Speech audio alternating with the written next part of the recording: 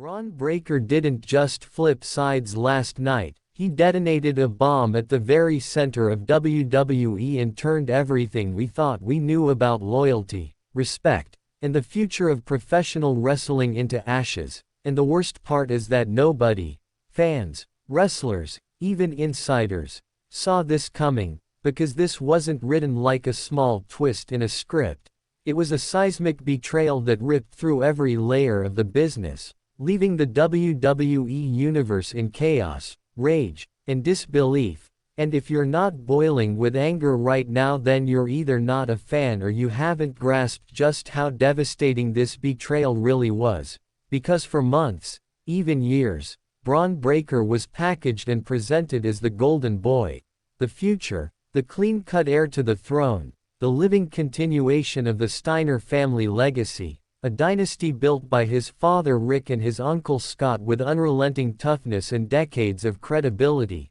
We watched him dominate NXT with his power and intensity. We welcomed him to the main roster as a breath of fresh air. And we believed with every ounce of faith we had that he was the man to carry the torch of integrity into a new era. Yet instead of honoring that faith, he sold it out for the dirtiest shortcut imaginable by aligning himself with Brock Lesnar and Paul Heyman, two names synonymous with opportunism, manipulation, and the slow suffocation of everything pure and passionate about professional wrestling. And in doing so, he exposed himself not as the savior of the business but as a merciless opportunist who proved he would rather stab a mentor in the back than fight his way forward with pride. And nobody feels that knife sharper than Seth Rollins, because make no mistake, this wasn't just a betrayal of a fanbase, it was a calculated, personal betrayal of a man who carried WWE through its darkest stretches,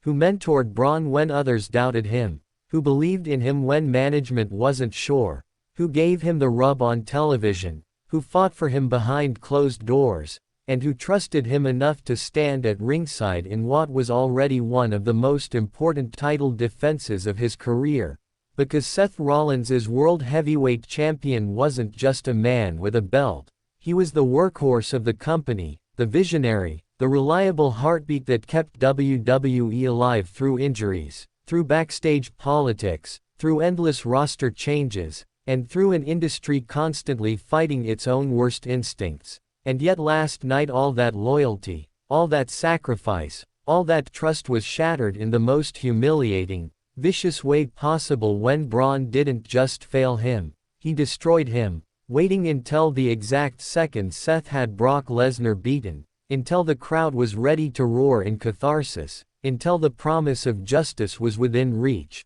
before driving a dagger into Seth's back and tearing away the possibility of triumph in an instant. And the look on Seth's face, shock, heartbreak, fury, will haunt wrestling fans for years to come, because we all know the pain of betrayal, but watching someone who has given his soul to the business endure yet another knife from someone he trusted was almost unbearable, especially because this wasn't impulsive or accidental, it wasn't an emotional slip in the middle of a heated match, it was cold, methodical, and planned. The kind of betrayal you can only orchestrate by sitting in silence for weeks, maybe months, and studying exactly when and how to deliver the fatal blow. And the clues were there the whole time, the body language, the subtle positioning, the moments that seemed odd in hindsight, and yet none of us wanted to believe it because we wanted to believe in Bron Breakker, which makes the sting of this betrayal cut even deeper,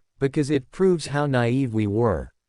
To put our trust in someone who was secretly sharpening the knife all along, and the consequences stretch far beyond one match, because think about what this says to the locker room, to the kids in NXT grinding day in and day out, to the veterans who gave Bron their time and guidance, to the fans who spent money on his merch, to the children who wore his shirts and saw him as a hero. All of them now feel betrayed. All of them now questioning what loyalty means in WWE, and worst of all, instead of rewarding the hard work of someone like Seth Rollins who shows up week after week to carry the weight of the company, WWE once again hands its biggest prize to Brock Lesnar, The absentee champion who disappears for months at a time, who puts in minimal effort, who treats the belt like a hostage rather than an honor, which proves beyond any doubt that this wasn't just Bron's betrayal.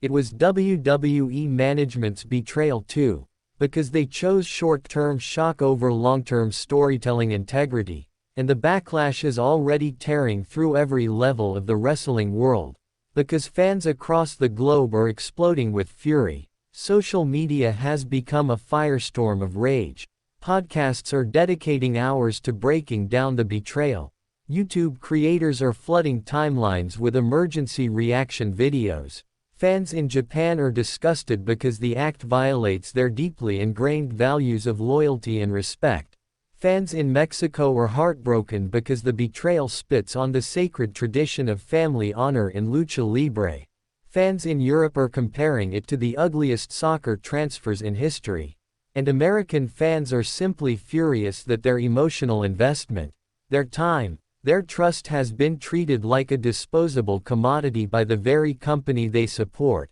And this is why Bron Breakker's betrayal isn't just a heel turn. It's a wound to the very soul of professional wrestling, because it has infected everything, from the locker room where young stars now question whether anyone can be trusted, to the Steiner legacy which is forever tainted by this stain, to Seth Rollins who now carries yet another scar from yet another betrayal, to the fans who no longer know whether their cheers, their tears, or their money mean anything to the company they love. And this betrayal will echo for years, because every time Bron walks through that curtain, every time he picks up a microphone, every time his name is chanted, it will carry the shadow of what he did. And while he may think he gained power in the short term by siding with Brock and Heyman, what he lost was something he can never buy back: the respect, admiration, and loyalty of the WWE Universe, the lifeblood of this entire industry, and that is a price no gold,